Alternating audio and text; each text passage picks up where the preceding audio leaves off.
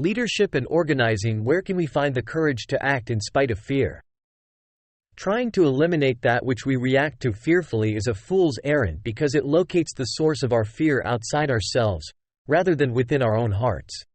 Practicing leadership, enabling others to achieve purpose in the face of uncertainty, requires engaging the heart, the head, and the hands. Motivation, strategy, and action. Organizing is a practice of leadership whereby we define leadership as enabling others to achieve shared purpose under conditions of uncertainty.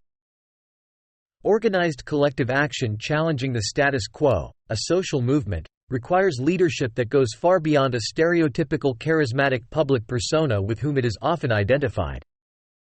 Unable to rely on established bureaucratic structures for coordination, evaluation, and action, such action depends on voluntary participation, shared commitments, and ongoing motivation.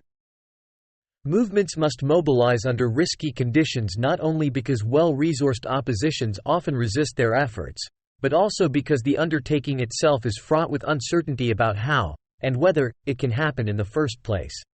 Mobilizing others to achieve purpose under conditions of uncertainty, what leaders do, challenges the hands, the head, and the heart. How do you invest in developing leadership but not in creating dependency of that leadership upon you? Hope is the belief in the probability of the possible rather than the necessity of the probable. Young people have an almost biological destiny to be hopeful. Participating in a social action not only often involves a re-articulation of one's story of self, us, and now, but marks an entry into a world of uncertainty so daunting that access to sources of hope is essential. Narrative allows us to communicate the values that motivate the choices that we make. Narrative is not talking about values. Rather, narrative embodies and communicates values. And it is through the shared experience of our values that we can engage with others, motivate one another to act, and find the courage to take risks, explore possibility, and face the challenges we must face.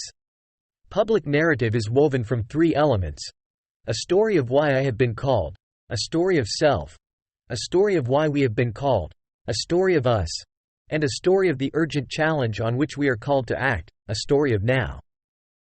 This articulation of the relationship of self, other, and action is also at the core of our moral traditions. As Rabbi Hillel, the first-century Jerusalem sage, put it, "If I am not for myself, who will be for me? If I am for myself alone, what am I? If not now, when?"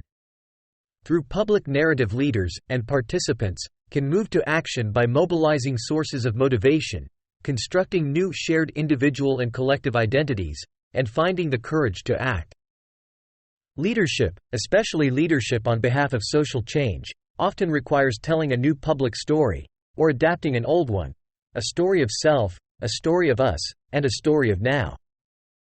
Narrative is not talking about values. Rather, narrative embodies and communicates values.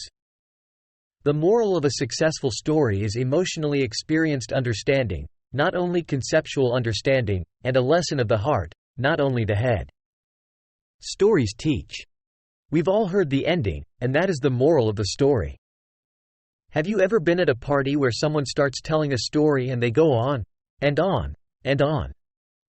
Someone may say, or want to say, "Get to the point." We deploy stories to make a point, and to evoke a response.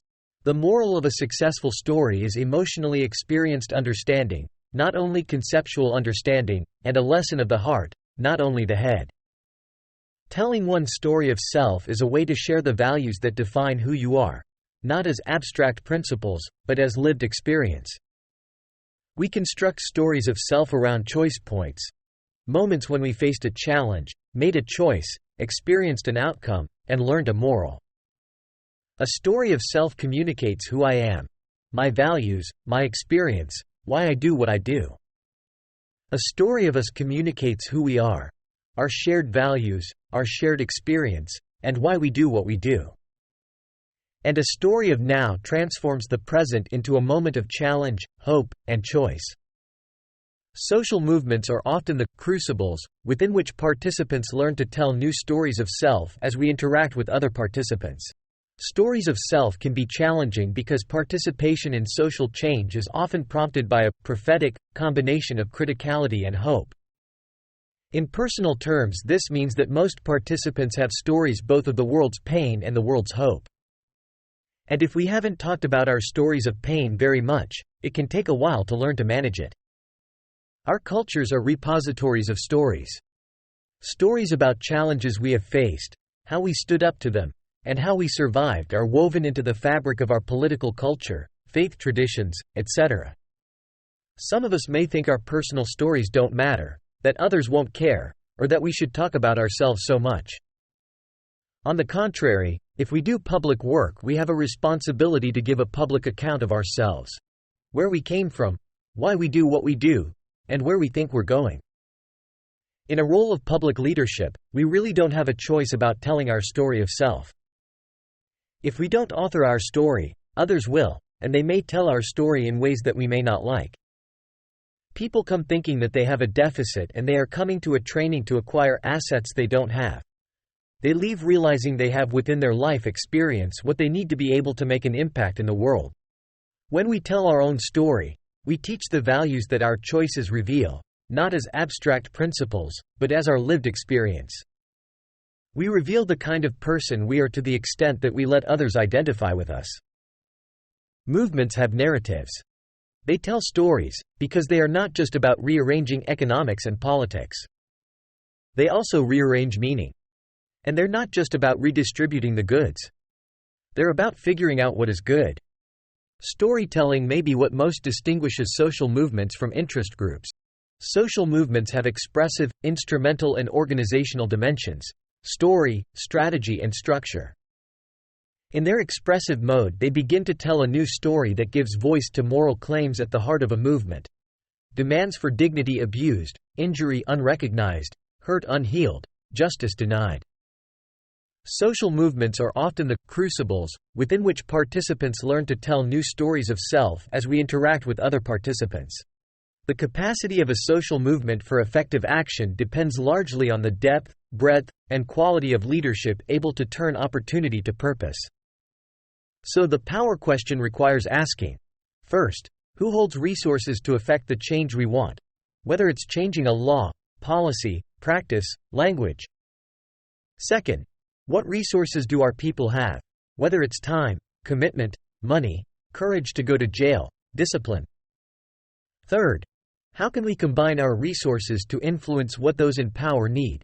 Whether it's business as usual, getting elected, staying out of court, keeping a reputation or just minimizing cost. The civil rights movement opened a lot of doors. But it left so much undone.